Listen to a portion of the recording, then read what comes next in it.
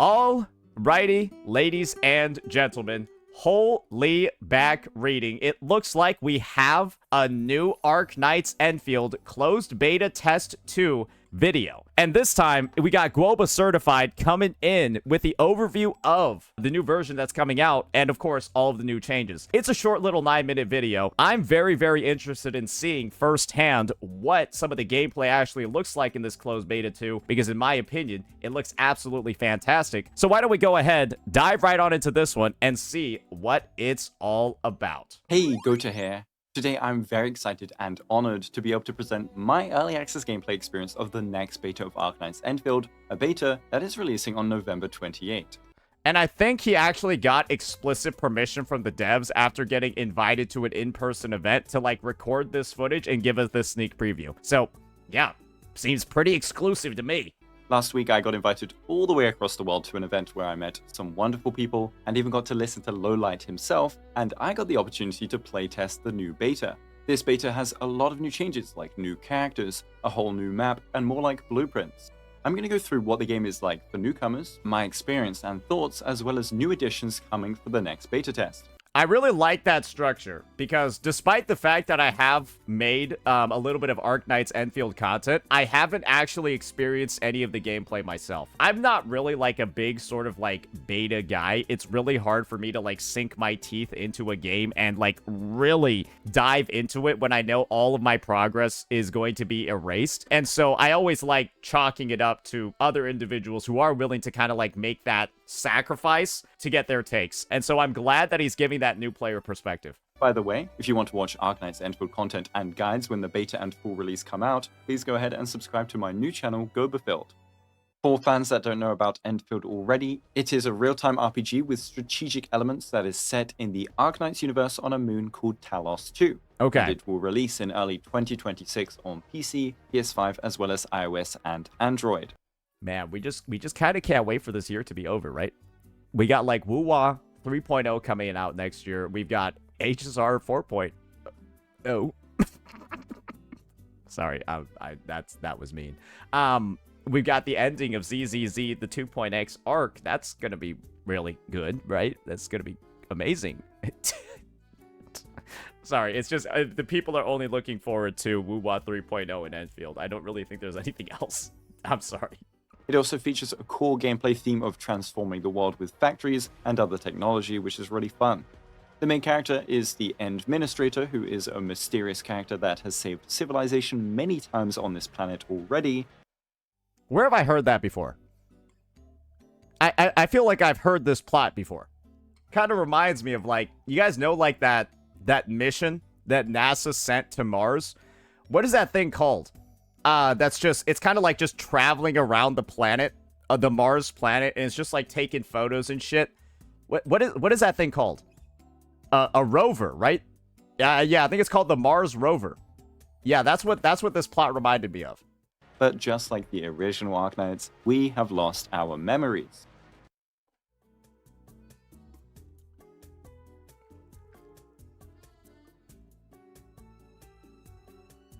Okay.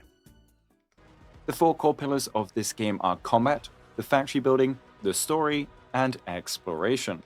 And you know what I'm gonna do when this game releases? I'm gonna take my handy blueprint button and remove this part from the game. Yep, I'm gonna take my amazing blueprint feature and just slice it out of the game. And it's only gotten better for me. So, how do these work? What do they already do well? And what did they add to improve each part? Combat is in real time and you have a team of 4 operators. One is on field, whilst the rest are all attacking at the same time. And you can activate their skills and ultimates at will, depending on your resources available, even if they're not the one you are currently playing as. There are different arts. I like that. This is going to be one of the only like high budget gacha games on the market where you have a combination of real-time combat and then all 4 teammates on the field. And then you can freely control their abilities. I think it's going to be the only one on the market that actually has all of those components. And that feels like, to me, it just adds like a layer of both like complexity, a layer of just like team building and variety in the gameplay that I think a lot of people are looking forward to, especially after the live stream where they kind of showed off like their whole like combo mechanics. They talked about the very like complex inputs that they were putting in to chain together like 7 or 8 attacks across their team, then incorporating dodges and stuff into that as well.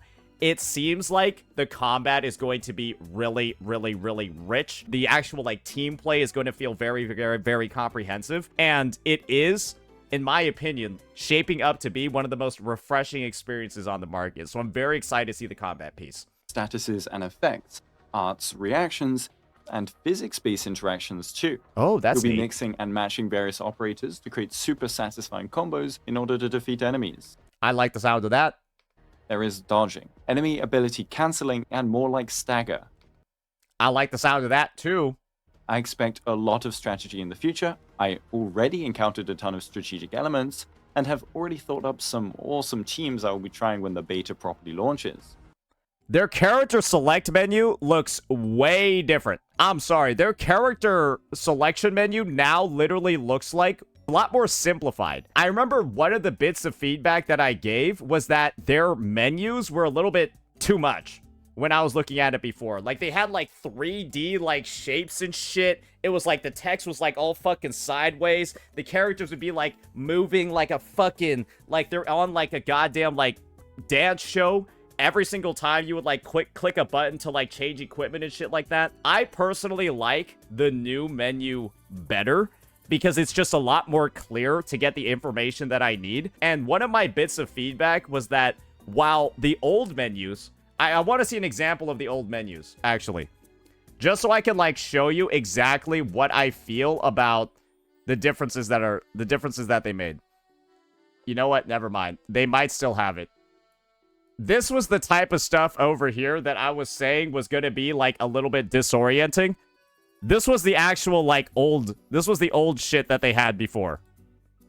This was the old shit that they had before.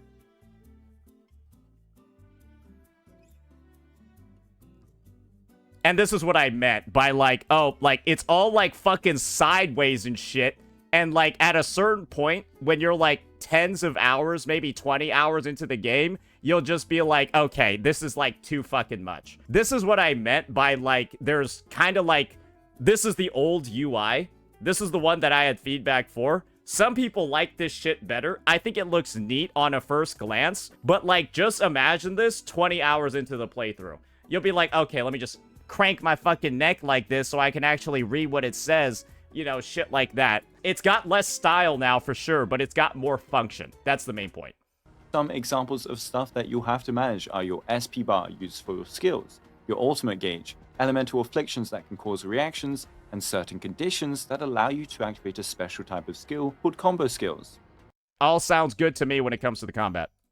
But the combat is really smooth, and it's satisfying once you get the hang of it. The enemies are designed nicely, and it feels more like a team battle than anything else I've experienced. Why is it that the combat is something that I've seen this game critiqued for?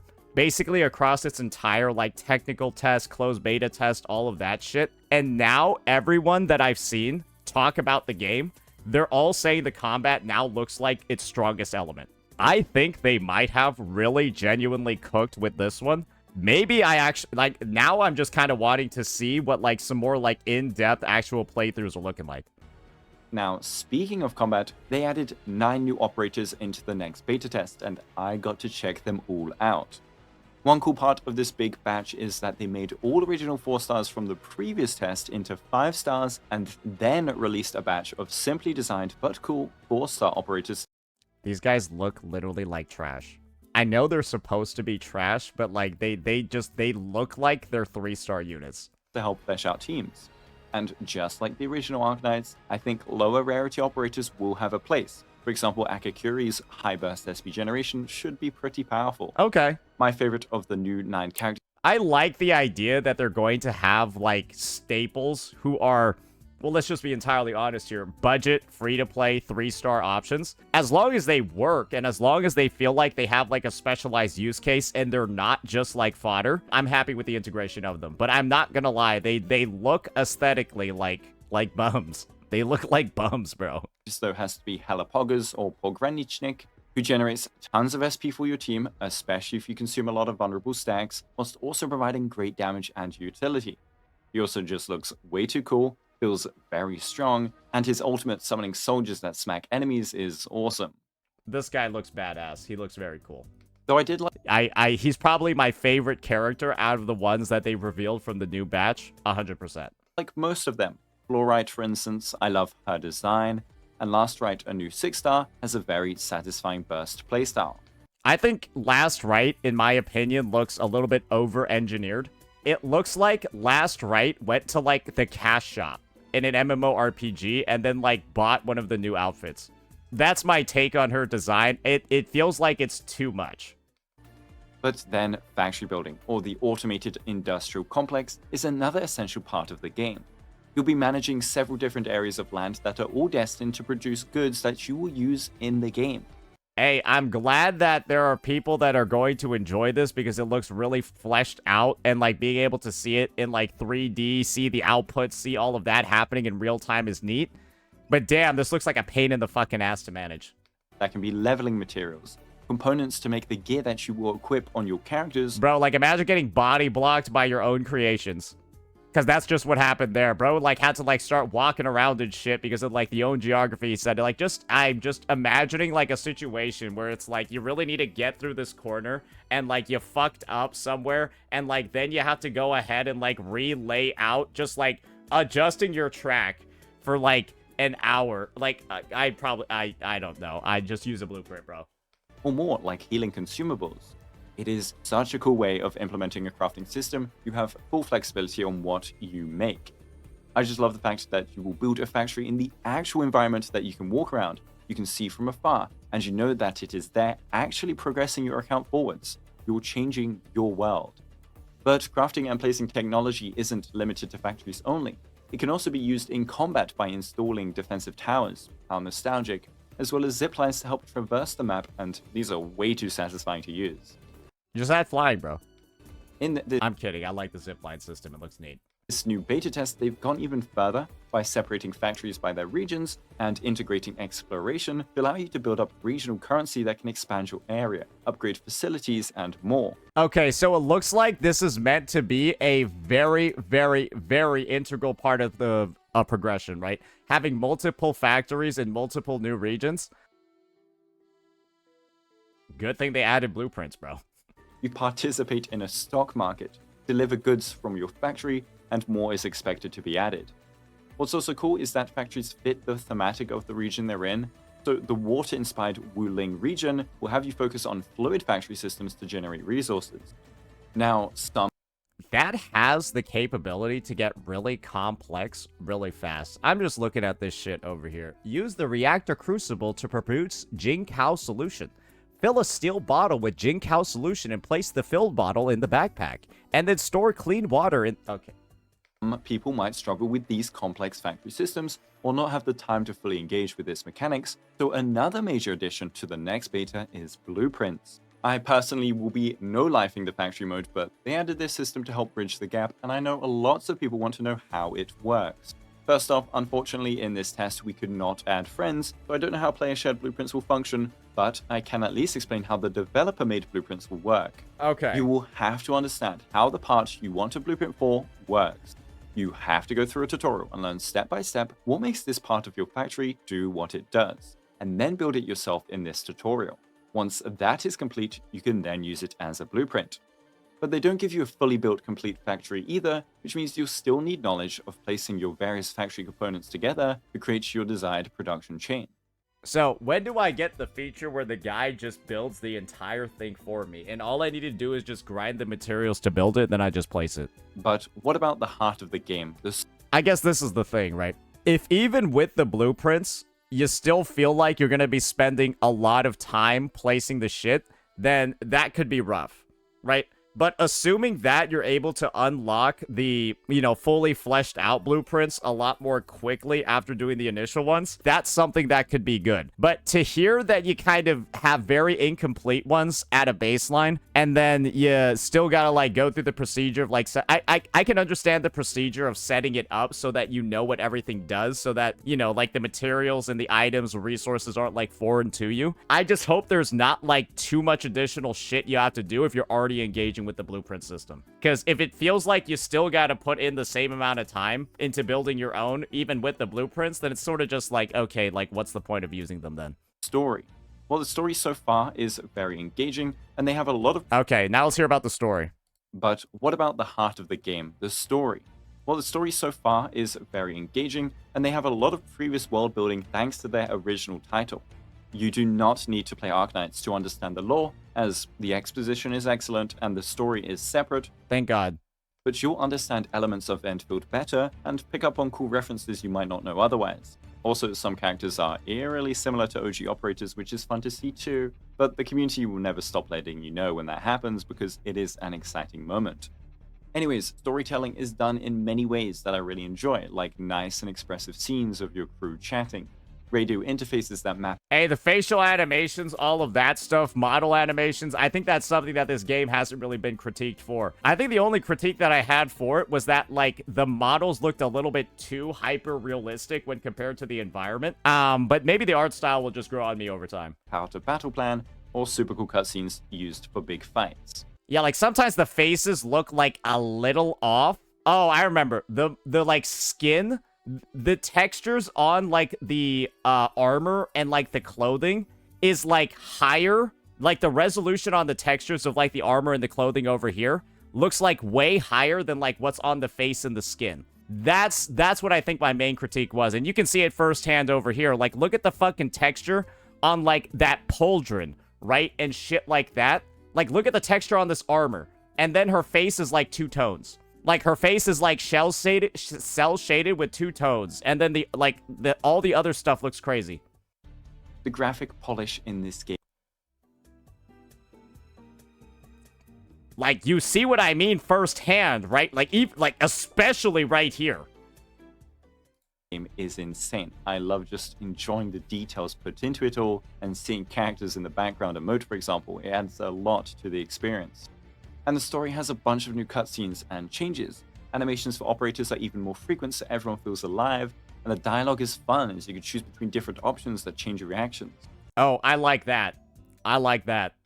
And with the new region that is being debuted in this new beta test, you get to see how far they've come in terms of scene direction. Loads of new and interesting personalities, many more beautiful cutscenes, and a lot of cool new lore. And we have what I would say is our final pillar, exploration. And there are some more goodies I want to talk about after this section. But anyways, the world is so beautiful and diverse. Is it wrong of me to say that the MC looks like the lamest character design out of everyone that's, like, in the game currently, other than the 3-star units? I don't know what it is. Like, something about, like, the MC's design seems just a little bit not as good, especially when you compare them to all the other units. Like, I don't know, like, they kind of remind me of, like, a middle schooler on rainy day. They look like a little, like, they look like an Asian middle schooler on, like, a rainy day in class. They're just kind of lame. Like, that's the vibe and the, like, they got, like, the waterproof overcoat and then, like, all, like, I don't know, it's just, they don't really have any aura at all. They're, like, negative. They have an aura debt. You have a nice traditional futuristic first zone in Valley 4, which was present before, and you have a spaceship, but they also added a brand new area. I'm sorry, bro. Like, it literally looks like a rain. Like, they look like they're going to class in the rain. It offers a traditional but also futuristic Chinese theme. We first ventured through a bamboo forest with moving bamboo that changed our path, rode across a stream with stunning views, and then arrived at... Okay, I'm just gonna be honest. The exploration looks... I mean, I just hope there's a lot of reasons to engage with the world because it looks fucking fantastic. At this beautiful city. Nice dragon beans, by the way. The exploration can also be enhanced through placing ziplines, which adds an extra perspective when traversing the environments and leads to stunning shots like this. I do wonder, though, how much is there any fast travel in this game? Because I'm gonna be real, right? This looks like cool and stuff, but how much of it is going to be used with if there is fast travel and stuff like that? I don't think that's been mentioned. It never gets old. But an awesome thing they added to the already fun exploration was a shared facility system where players around the world can place things in their game and it can echo across to your own Talos 2 for those who come after. So that could be handy ziplines to help move around, but something I love is these memo beacons that can tell you that a scary enemy is up. Okay, I like this. This is just Dark Souls, right? This is just Bloodborne. This is just Elden Ring. You know, you take your little orange soapstone and you write your message, right? You write your message on the floor. Yep. Hey, that's one of the most iconic things from the Dark Souls series. Being able to leave those messages and shit. Glad that's here. Looks cool. Ahead, or maybe Finger butthole. Finger butthole. you control your friends. Speaking of friends though, something I love is being able to actually visit others in these games. And Endfield has introduced a social mechanic that lets you explore your friend's reception in their own ship and interact Endfield already has a dorm system? Man. with things. Again, I couldn't test it because I had no friends, but I can't wait to. Did he have to say it like that? Like, did bro have to say it like that? But there are a bunch of changes I didn't even put into the main sections that I love. My fellow CCs and I spent a long time, for example, testing out the new camera system, which needs more work but is still awesome and leads to some really gorgeous photos. I also used it for the video thumbnail. There's also the addition of tags that operators have that can give you a better idea of their utility in combat. Okay. And there's also dodge that got improved to punish players that spam it and don't plan accordingly. And that's not even all, but you should see it for yourself in the beta or release.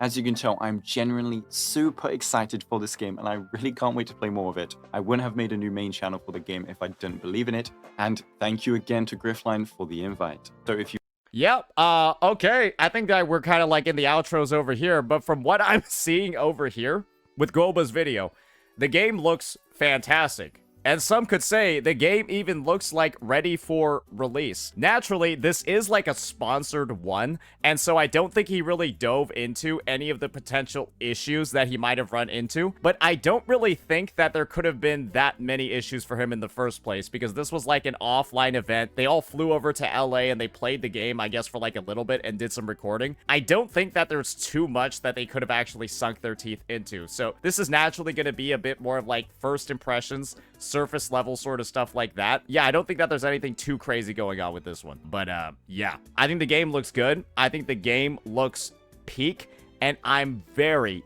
very, very excited to see what it looks like as we get closer to its actual release in 2026, because it is shaping up to be the next big gacha that's gonna hit the space. So yeah, that'll be that for this one, ladies and gentlemen. Let me know what you all thought. Peace out.